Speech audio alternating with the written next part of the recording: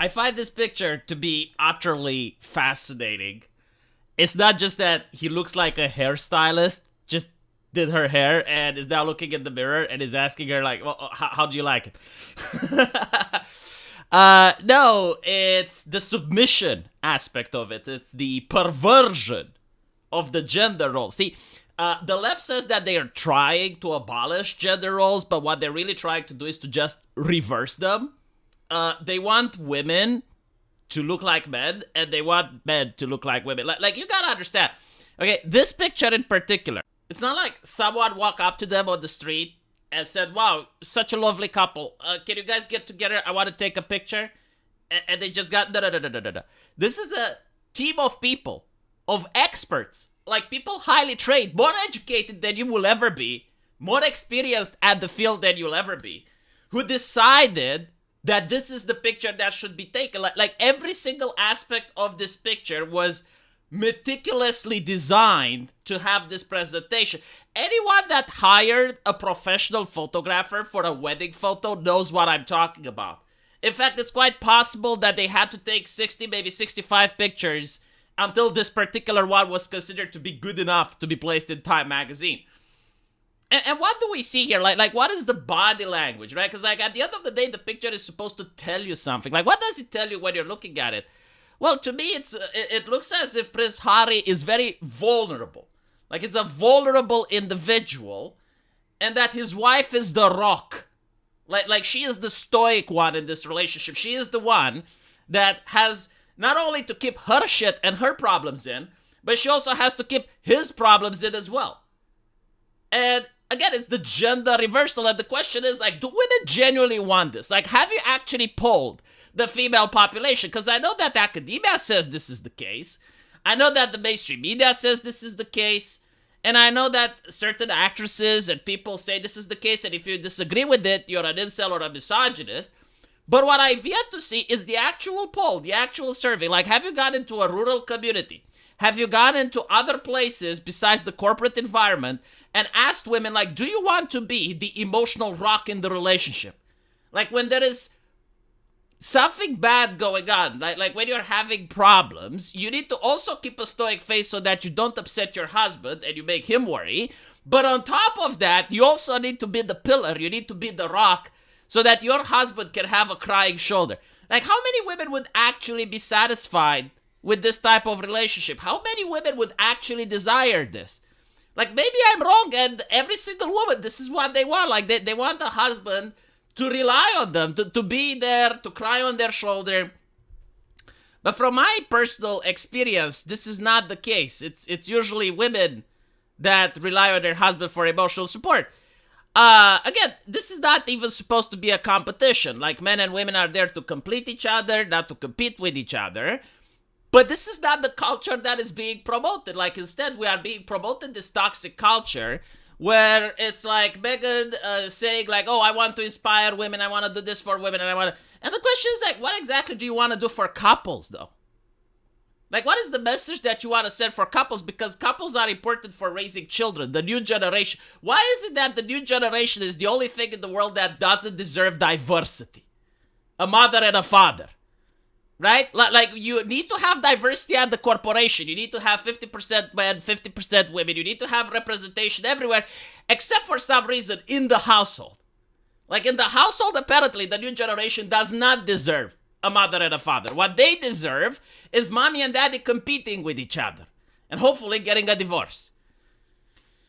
I guess like a divorce is good for the corporation if you think about it. You know, married men are constrained. They gotta go home at certain hours or else their wives get angry. But if they're divorced and they have to pay child support, then they're motivated to work harder. And at the same time, when they get home, they can answer to emails and they can focus on more work rather than focus on raising kids. But anyway, you know, why am I bringing Meghan Markle? Well, everyone that actually watched the story between Prince Harry and Meghan Markle, you would know that there were hints how the relationship may be a little bit toxic. Apparently, Prince Harry, from what you can tell, has done everything to appease her. And this has gotten to him being more distant to the royal family. Apparently, he had to give up hunting. There are rumors that he had to give up tea. Right, he had to give up all of his hunting, all of his sports, all of his hobbies. And in exchange, he tried to please her. But apparently, this led to a professional separation. So it wasn't enough. So he did exactly what culture was telling him to do. Like, he became a mat, did everything trying to satisfy her. He's not abusive, right? Like, he didn't beat her up or anything. And yet, despite all that, what we notice is that, well, it didn't work. Well, that's funny. It worked for his father. It worked for his grandfather. It worked for everyone else in his family. Why isn't it working for him? Like, maybe you should tell those people in the academia to go fuck themselves. How about that?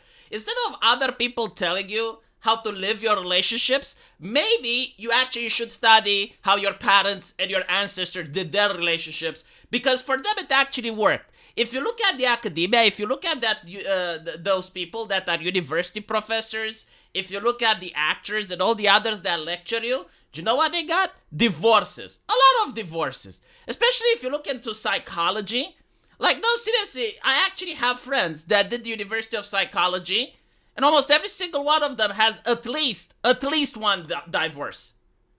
So, like, why is it that society constantly listens to these people as if they have wisdom?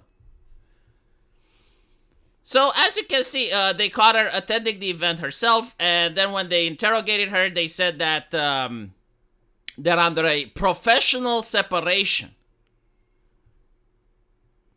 The evening included a shared meal that encouraged open conversation and gratitude on resilience. Markle has stories that she plans to talk about. They got new cookware, very nice.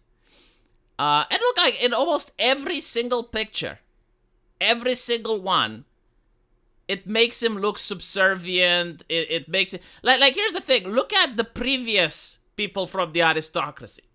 Like, look at his family members. Look at people that came before him, and you will see how they conduct themselves in pictures and body language. And then look at how he conducts himself. And also, what I find interesting is that there's no pictures like this with Harry and her. Like, seriously, do you have a single picture where you have Meghan Markle looking at Harry this way? If you do, let me know. I'm not even kidding. I'm not even trying to make fun of the situation. I can't find a single picture where she looks at him with these eyes. Like, she is more happy cooking or whatever she is doing here. Why isn't there a single picture where she looks at him like this? And again, take into account that these types of pictures are not authentic.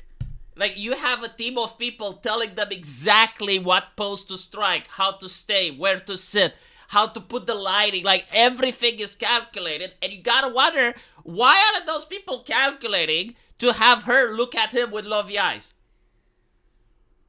What is the message they're trying to send to the public? What is the message they're trying to sell to the young generation? Let me know what you guys think. And as usual, I will see you in the comment section. Take care.